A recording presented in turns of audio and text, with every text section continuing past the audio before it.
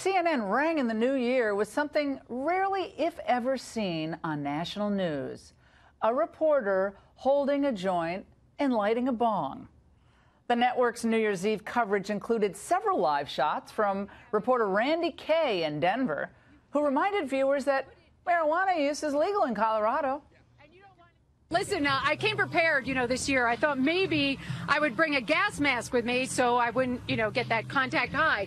But look at what's on the other end of the gas mask. Yes, a bong. You packed it. Okay, so you're going to, now what? Now you're going to celebrate a little New Year's early or what? To be honest with you, I've never hit one of Oh, these, right. so I'm gonna put it Okay. on my face. I don't think this is really what a gas mask is used for, but wow. You're That's just right. giggling now, Randy. Oh my God, Randy's dose is kicking in. This is for Andy. Andy, this is for you. Oh. No, this is the Oh Puff my Pass God. and Pay party. Do you want this? Oh my God. I can't. I don't This know is what. CNN. Total dopes. I'm sorry, dopes, smoking dope. A group called Mothers of Children Affected by Marijuana calls CNN's coverage a free infomercial for big weed. Joining me now from Columbus, Ohio, is a member of that group, Corinne Gasper. Corinne, I was happily on the dance floor on New Year's Eve and dancing the night away with friends and others, and I didn't watch a minute of television. I'm glad I didn't. But you, as a mother who lost a child to someone impaired while taking medical marijuana, I can't imagine your reaction to seeing that. It was very outrageous to see what I would be irresponsible journalism on behalf of CNN. Well, they're saying, look, this is all fun and games, Corinne. It's legal. It's illegal in Colorado. It's a federal crime, by the way, still, but it's legal in Colorado.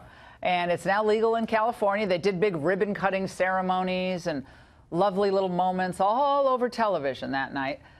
Tell us about your own family's tragedy, as difficult as it is, if you don't mind.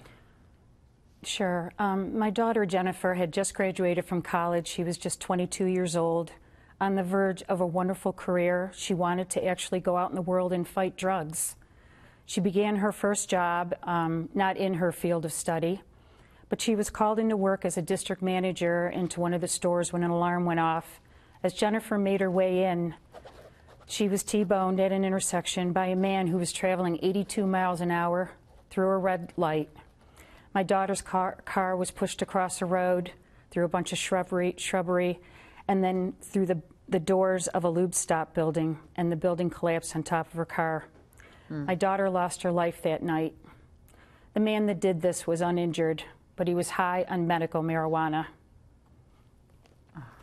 He was given a very light sentence of just 2 years in jail. He only spent 17 months there.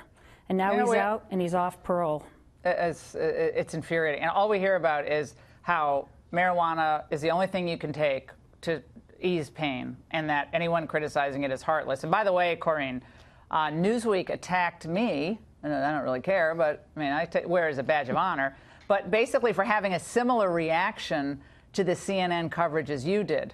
I tweeted out, well, we'll see how all this works out for our country. More potheads, increase in cases of schizophrenia, psychosis, more impaired driving as big weed makes billions. So Newsweek ran a piece with the headline, Pot Panic, Fox News' Laura Ingraham roasted after criticizing CNN New Year's Eve coverage.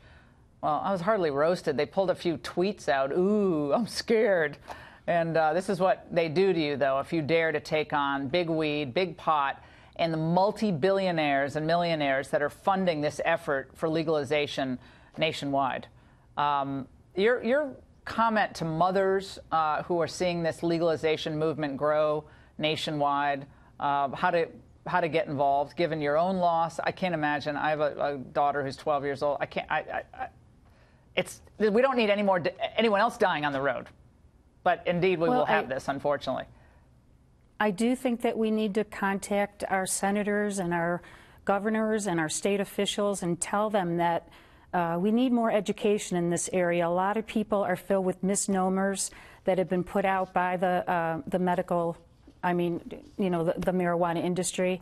And I definitely think that we need more education, because this isn't the weed from back in the 70s. This is a very powerful drug, and it causes psychosis, and many other things and people that smoke it.